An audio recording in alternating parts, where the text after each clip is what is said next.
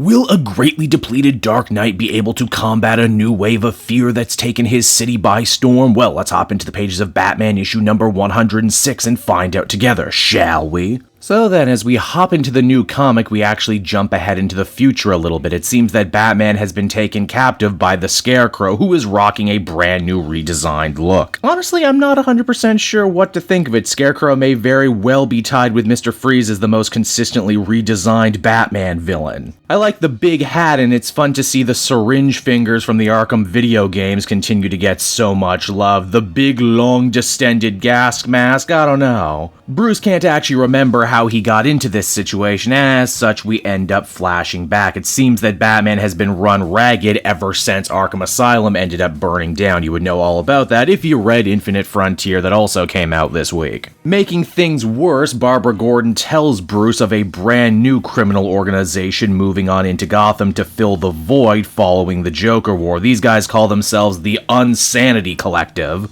and they seem to be a bunch of flashy, flamboyant art thieves targeting the rich and powerful throughout Gotham City. Normally, crooks like this would be nothing for Batman to take down on his lonesome, but unfortunately he's stretching himself kinda thin these days. He doesn't even have a real Batmobile anymore, just a souped-up sports car with a bat painted on it. While these collective goons have somehow managed to steal themselves a frickin' hover vehicle, luckily Batman doesn't have to go it alone anymore as he has the help of old friend Ghostmaker. Of course, Ghostmaker was a villain just a couple weeks ago and is still having a hard time learning how Batman does things. No killing, no maiming, basically no fun as far as he's concerned. Now, the Unsanity Collective's leader claims to be a man called Master Wes, but as Batman realizes in the field, they actually take orders from someone else, a green-haired woman, who, judging by all the solicitations, is named Miracle Molly, a character that DC Comics really hopes interests you enough so you're gonna pre-order her first appearance and make them a lot of money like you did with Punchline.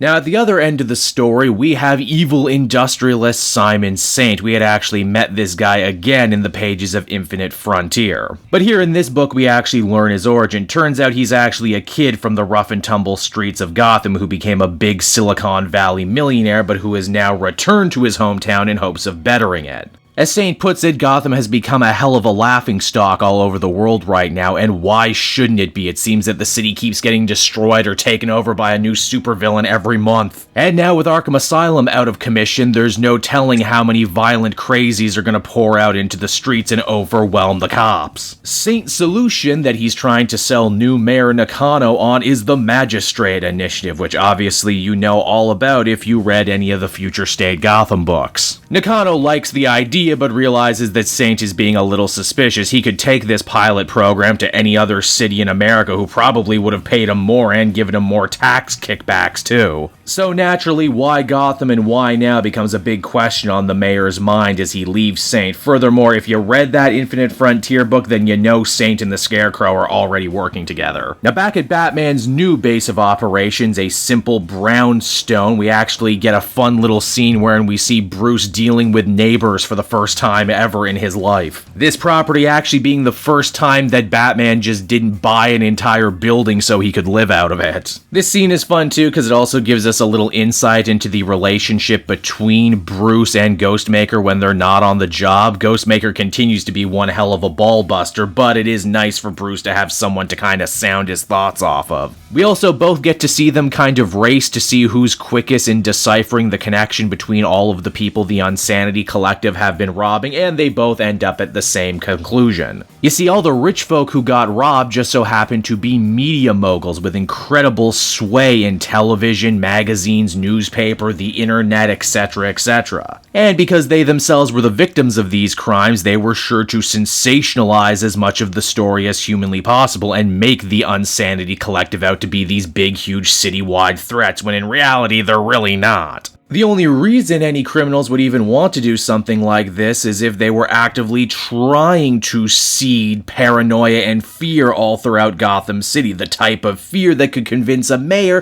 to agree to a crazy new pilot program putting fascist super cops into his own city. The kind of fear that the Scarecrow has made a career out of sowing, and as the comic comes to a close, Crane pays Nakano a visit at home. But wait, the story's not done yet, as starting this week we actually get get a bunch of Joshua Williamson-penned Robin stories following the continued adventures of Damian Wayne as backups. Now, as you may recall from the last Detective Comics story, Robin and Batman had actually left each other on pretty good terms, Damian saying that he needed to go out into the world and find himself again. Well, it seems that that little memo flew over some people's heads because as Damian manages to reunite with his mother in this issue, he does nothing but talk mad shit about Batman. Though I must admit it's kind of refreshing though for Talia to totally turn the tables on him in this conversation. Oh yeah, your dad's a failure, huh? He's a bad guy. Well, you followed him for that long, which I guess makes you a failure too, and now you're coming back to mommy, hat in hand with nothing to show for it. Before this charmingly dysfunctional family sitcom can play out much longer, though, both end up coming under attack by cloaked assassins working for, as they call it, the League of Lazarus. Damian didn't notice them earlier because he assumed they worked for his mom, and Talia assumed they worked for Damian. These new villains have come looking for something called demon blood, and they plan to get it from Talia's neck as the comic comes to a close.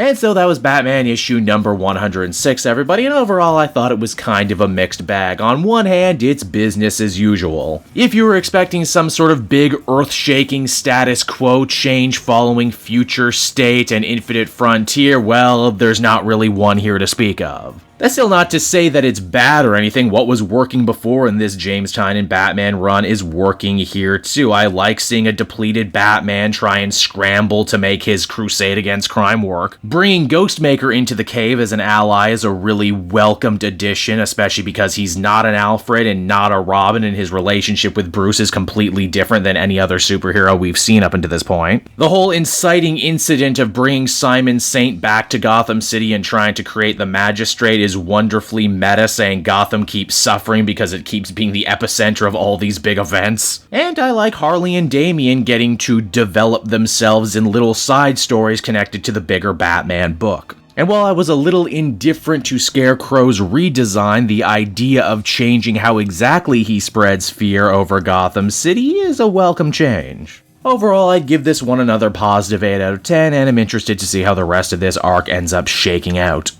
Hey there everyone, Cape Jewel again, and I want to thank you so much for watching to the end of the video. As always, if you liked what you see, be sure to like, subscribe, comment. It really helps drive engagement and helps me out too. Also, if you are a patron, which you can become for as little as $1 a month, you will get exclusive content that no one else can ever see, and you'll get to see the Comic Multiverse podcast before anyone else too. You can check out all this and more down in the description. And until next time everyone, this has been Cape Joel, and I'll see you all next time. Cheers.